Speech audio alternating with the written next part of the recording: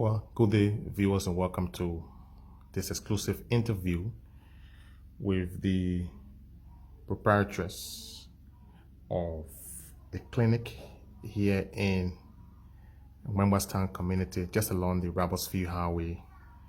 Miss Shirley A. Williams is the proprietress of the clinic. We'll talk about the clinic, we'll talk about some issues here as we move along this interview. Welcome. How are you, madam? I'm fine, thank you. How is the clinic and how's everything here? Good. Okay. So it's a brand new day and you are here rendering services to the community. Let's first talk about this clinic. When was it established and what led to the establishment of this clinic? Thank you. This clinic was established 2016 after the Ebola. Okay. And since the establishment, how has it been? Yes, we have been fighting, struggling to keep it going through the grace of God, and God has been with us. And I was asking previously, what led to the establishment of this health facility in this community? Thank you. It was a few years. I got sick and then I was rushed at the Benson Hospital for treatment.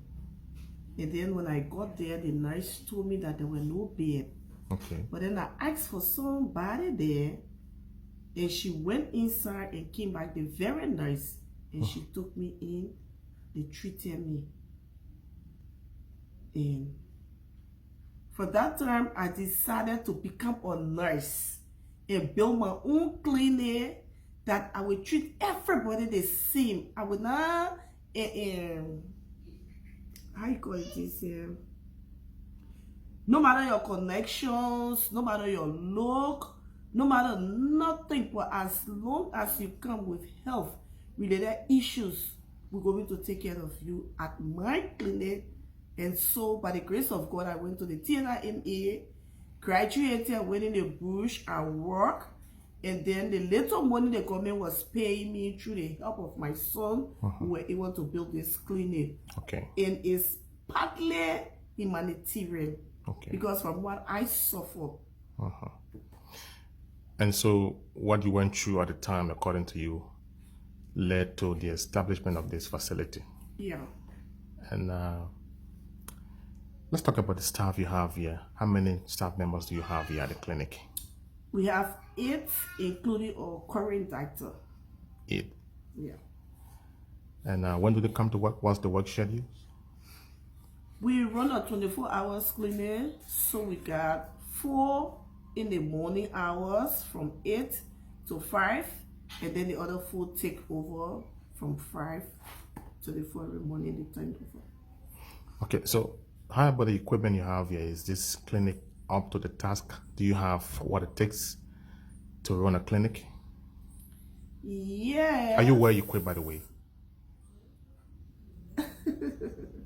Yes, we will say for now, for our standard for now, we will say yes, but we still believe in God for other instruments to come in. Okay. Let's talk about the power sources. As you run 24 hours. How do you get the power? Are you connected to the national grid, or do you have other power sources to keep the clinic running? Yes, we got the national grid, and also we have our standby generator. What kind of cases do you handle here? Let's talk about some of the cases you handle. What are they? Thank you. Mostly, this is a maternity medical clinic. So we really deal with maternity cases, pregnant women. We deal with children and older people, but mainly we deal with the maternity cases, pregnant women. Now you mentioned something like humanitarian. I mean, that could be some gesture. What do you do in terms of Yes, you can see rights of getting taught to bathe their babies.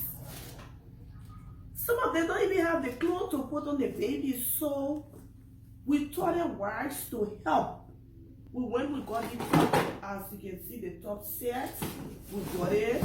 We got the blanket, we got the clothes that we put on the baby. Immediately the baby is born, we take the clothes and then we put it on the baby.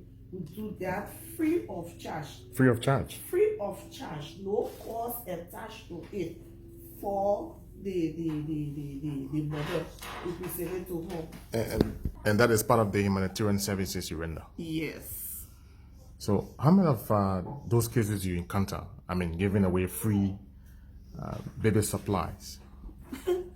You know that for our country, when you talk about free gift to people, you know people will pour into you. Exactly. At times, it can be easy, but through the grace of God, with the help of my son,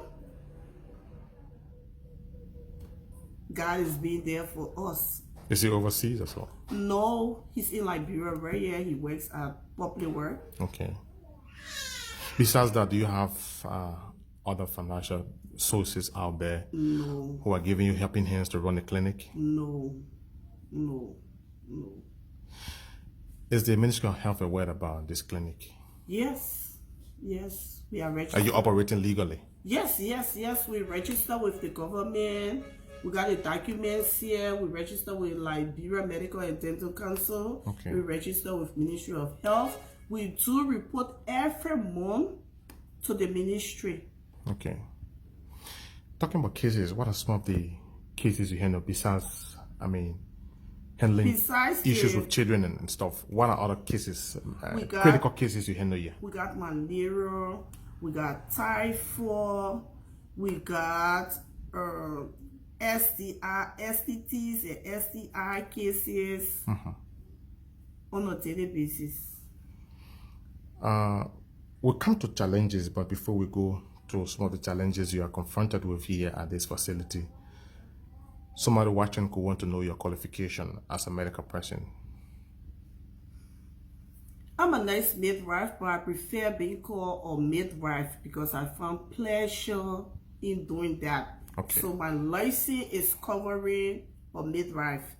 And he asked for a challenge. It's not an easy thing to run a medical facility single-handedly. Okay. More especially where we just told you about, we do humanitarian service. You got people coming to the facility at times. They don't even have the means to pay for their treatment.